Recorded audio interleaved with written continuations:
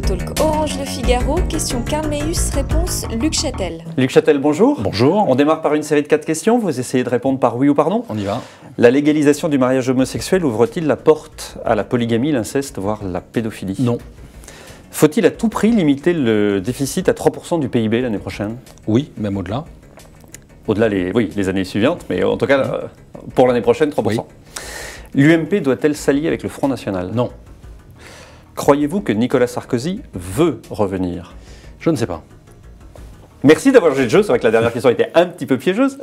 Jean-Pierre Bel était ce matin sur Europe 1, je vous propose d'écouter un extrait de son intervention. Aujourd'hui, il faut donner une meilleure compétitivité à nos entreprises et pour les collectivités locales, ce sont notamment les PME et les entreprises de taille intermédiaire. C'est-à-dire vous confirmez que l'Élysée et Matignon préparent un allègement progressif du coût du travail? Vous savez, il y a plusieurs scénarios, aucun n'est arrêté. Il faut un agenda dans le temps qui soit étalé. Il faut aussi une concertation. Le Haut Conseil de la protection sociale sera saisi, les partenaires sociaux en parleront dans la foulée et viendra ensuite le temps, à la fin de l'année, début 2013, des décisions. On y travaille, il y a plusieurs scénarios, il faut en parler avec les partenaires sociaux. Le gouvernement qui s'attaque à la compétitivité des entreprises, avant d'aborder peut-être la forme, tout ça, sur le fond, c'est plutôt une bonne nouvelle? On a l'impression de la poule qui a trouvé un couteau. Si on refait le scénario, si vous voulez, acte 1, François Hollande, pendant toute sa campagne, nie la crise. Acte 2, le mot compétitivité semble avoir été découvert dans le dictionnaire par François Hollande cet été. Acte 3, présentation d'un projet de loi de finances qui est un véritable tsunami fiscal, un matraquage de toutes les forces vives. Et acte 4, on nous présente l'écran de fumée qui serait la baisse des charges sur 5 ans. Tout ça laisse le sentiment d'un amateurisme qui est absolument désespérant. Jean-Pierre Bel nous explique qu'il faut un agenda. Mais moi, j'avais compris qu'il y a un mois, le président de la République avait présenté un agenda. Et il avait d'ailleurs présenté un autre agenda. C'était pendant sa campagne présidentielle. Donc tout ça, c'est l'improvisation et l'amateurisme. Il y a une cacophonie, aujourd'hui.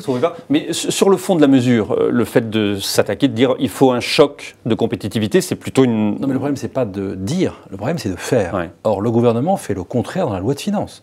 Le gouvernement engage un véritable tsunami fiscal en prenant des avec des mesures qui vont tuer la croissance, qui vont décourager l'investissement, qui vont s'attaquer aux forces vives et qui vont tuer l'emploi au total.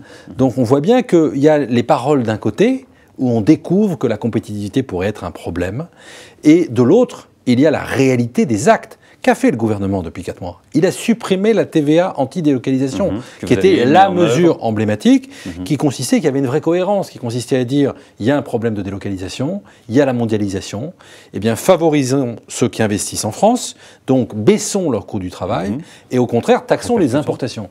Aujourd'hui, on veut nous remplacer ça par la CSG. Voilà. Mais la c'est CSG, pas une bonne solution de compter la CSG. C'est une fausse bonne idée. Pourquoi? Parce que la CSG, d'abord, ça touche l'ensemble des revenus. Donc il y a une assiette beaucoup plus large, un impact beaucoup plus large. Et ça n'a aucun impact sur les importations. L'intérêt de la TVA dite, ce que j'appelle la TVA emploi, c'est qu'il y avait un double mécanisme. D'un côté, on allégeait le coût du travail, et de l'autre, on taxait les importations, ce qui est important avec la question de la mondialisation. Passons sur les relations entre l'UMP et le Front National. Une étude OpinionWay qui a été publiée par le Figaro montre que 30% des sympathisants UMP sont pour une alliance avec le Front National. Vous nous avez dit, vous, tout à l'heure, que vous étiez contre. Comment vous pouvez convaincre ce tiers de sympathisants de l'UMP que ce n'est pas la bonne solution, que ce n'est pas ça qu'il faut faire? Vous savez, ça fait 25 ans que ce débat existe sur la place publique. Et à chaque fois qu'il y a des campagnes internes à l'UMP, à chaque fois qu'il y a des campagnes électorales, on nous représente ça en disant « Ah, vous allez faire alliance ». Écoutez, les faits parlent pour nous.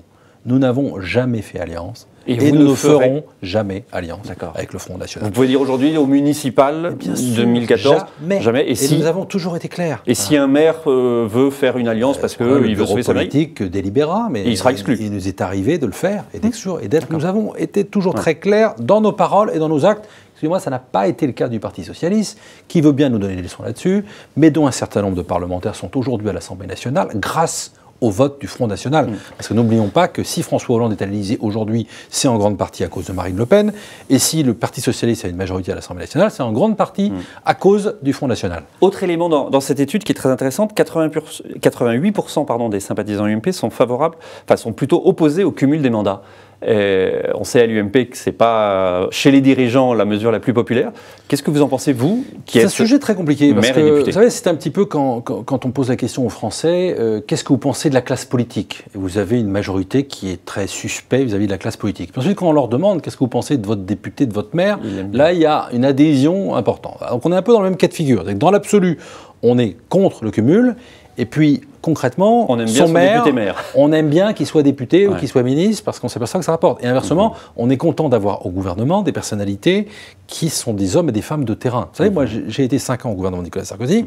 Je peux vous dire, il y a très clairement une différence autour de la table du Conseil des ministres entre ceux qui sont élus et ceux qui ne sont pas élus. Parce que quand vous revenez tous les week-ends et qu'il faut faire votre permanence, que vous allez, moi je vais à Chaumont tous les samedis matins sur le marché, excusez-moi mais je me fais engueuler, on discute, eh bien ça fait du bien quand on est ministre d'être sur le terrain, d'être se faire engueuler sur le terrain. Alors ensuite, c'est vrai qu'il y a une évolution sociologique, il faut qu'on en parle ouvertement, il y a peut-être un mouvement de l'histoire sur cette question, mais ça pose plus globalement la question de la classe politique, du statut de l'élu, des responsabilités des élus. Donc c'est un débat, ne le prenons pas par le petit bout de la lorgnette.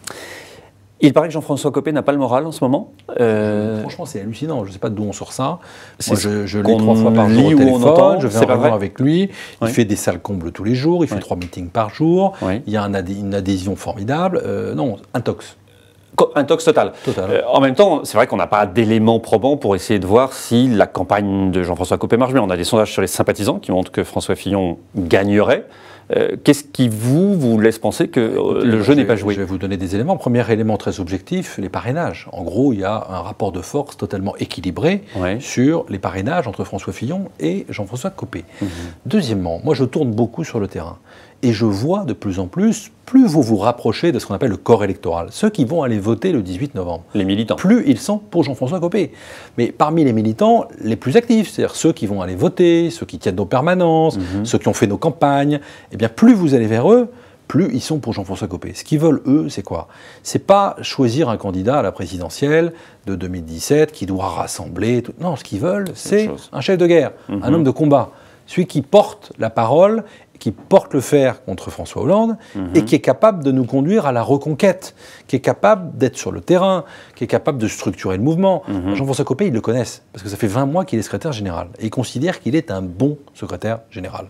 Voilà le sujet. Donc pour vous, Jean-François Copé a le moral? Jean-François Copé a le moral et il va gagner. Jean-François Copé va gagner.